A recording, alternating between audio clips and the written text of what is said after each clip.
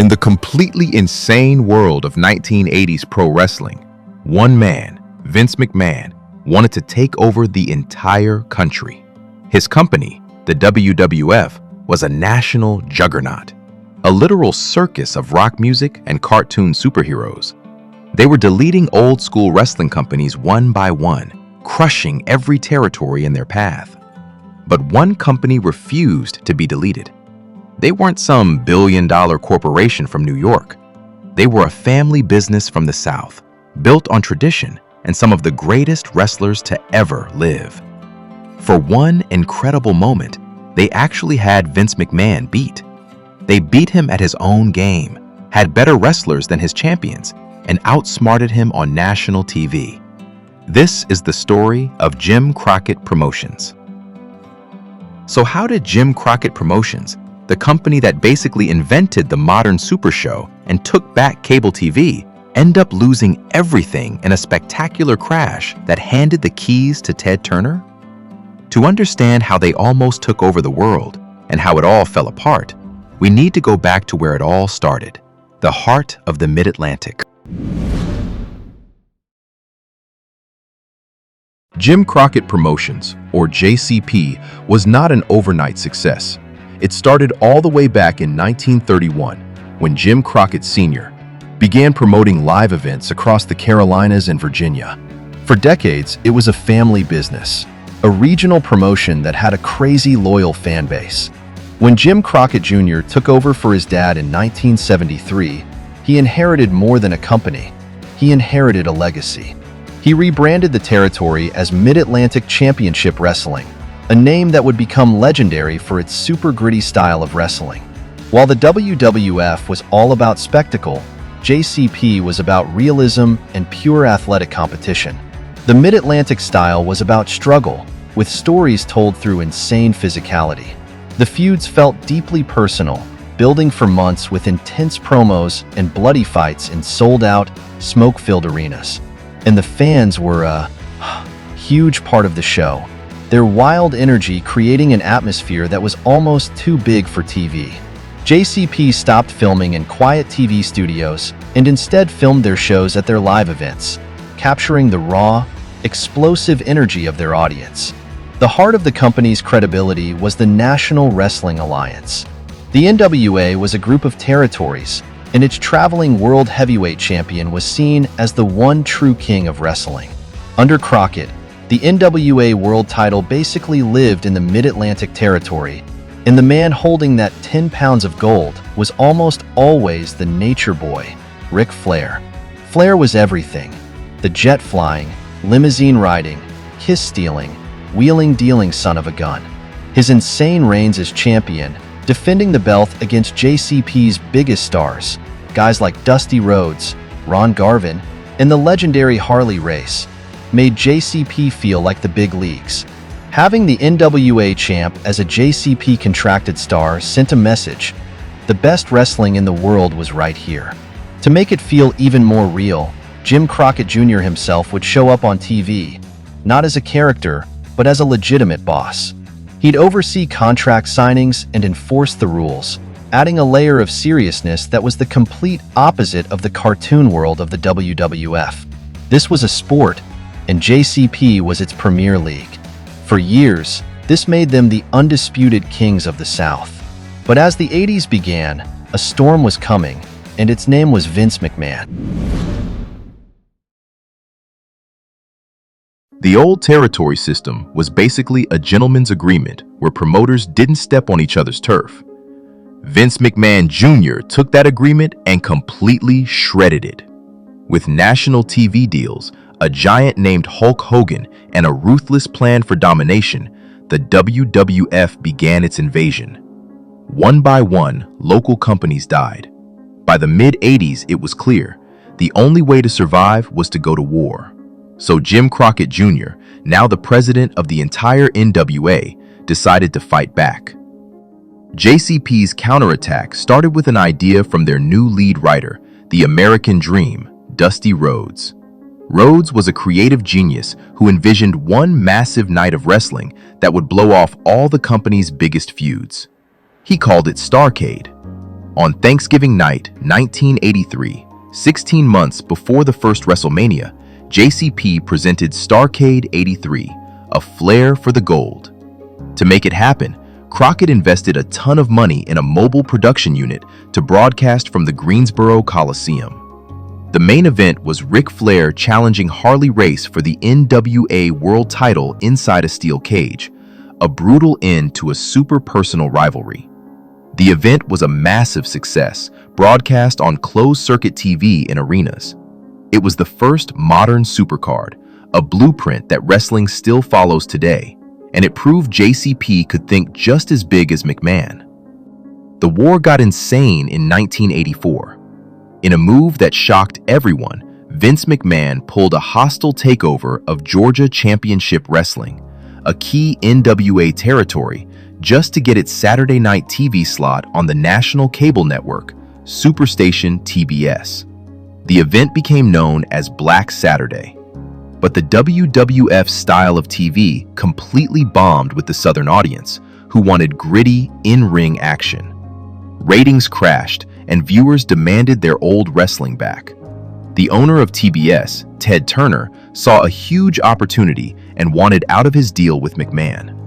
After Vince refused to sell the slot back, a deal was made with the one man McMahon saw as his biggest rival, Jim Crockett Jr. In March 1985, Crockett paid McMahon a reported $1 million for the TBS time slot. In a crazy twist, the money JCP gave McMahon actually helped fund the very first WrestleMania. But in return, Crockett got the ultimate weapon, a 2-hour, primetime, national TV show. JCP was now broadcasting World Championship Wrestling across the entire country, and the regional company from the Carolinas was officially a national threat. Crockett then went on a crazy buying spree, acquiring other territories and all their wrestlers, making JCP the face of the entire NWA. With a national platform on TBS, Jim Crockett built one of the most stacked rosters in wrestling history. While the WWF was all about one guy, Hulk Hogan, JCP was a team of all-stars. At the top, you had the champion Ric Flair and his legendary crew, the Four Horsemen, a stable of villains in expensive suits who were the definition of cool and dominated everything. Their biggest rival was Dusty Rhodes, the blue-collar hero who was also the booking genius behind the scenes. But where JCP was absolutely god tier was its tag team division. The 80s were a golden age for tag teams, and JCP was the place to be. You had the fan-favorite Rock and Roll Express, whose matches against the sneaky Midnight Express literally caused riots in arenas. Then you had the Road Warriors, Hawk and Animal, two face-painted monsters who were the most intimidating team in the entire sport. The tag team division wasn't just some side attraction, it was often the main event. To show off all this talent, JCP created massive yearly events to compete with the WWF's pay-per-views. The Crockett Cup, which started in 1986, was a huge tag team tournament with a giant trophy, won in its first year by the Road Warriors. The Great American Bash became a summer-long tour, a traveling wrestling festival where Ric Flair defended the NWA World Title every single night in grueling matches. JCP's creative peak was all about doing insane things nobody had ever seen. They pushed the limits of what a match could be. At Starrcade 86, the Road Warriors and Midnight Express fought on a giant scaffold high above the ring in a death-defying match that ended with manager Jim Cornette taking a terrifying fall and shattering both his knees. It was dangerous, crazy, and unforgettable. The next year, to fight the Four Horsemen, Dusty Rhodes created WarGames, the match beyond.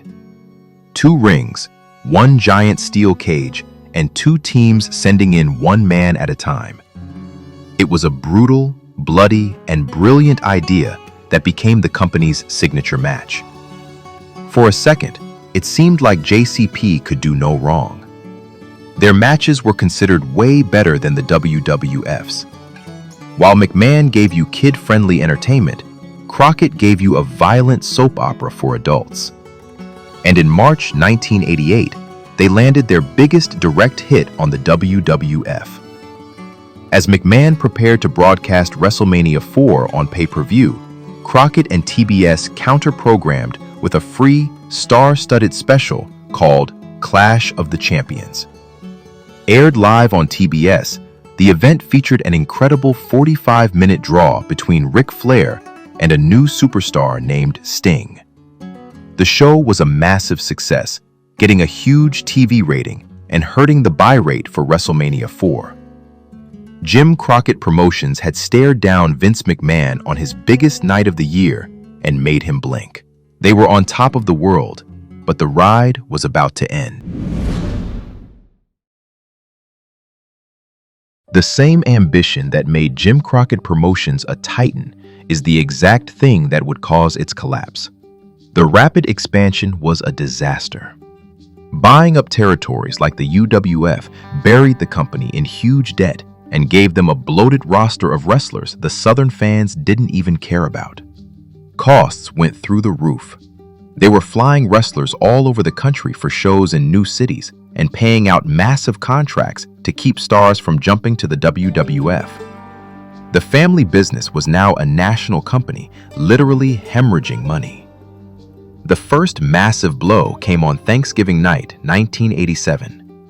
JCP scheduled its biggest show, Starrcade, as its first national pay-per-view. In response, Vince McMahon did something absolutely ruthless. He announced the WWF's first Survivor Series for the exact same day. Then, he gave the cable companies an ultimatum. If you carry Starrcade, you can't carry WrestleMania 4 next year. Faced with losing the biggest wrestling show of the year, almost every cable provider caved. Only a few systems carried Starrcade, and it was a financial catastrophe.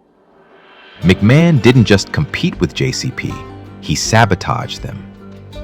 A bunch of terrible decisions followed. In January 1988, JCP scheduled its next pay-per-view, Bunkhouse Stampede.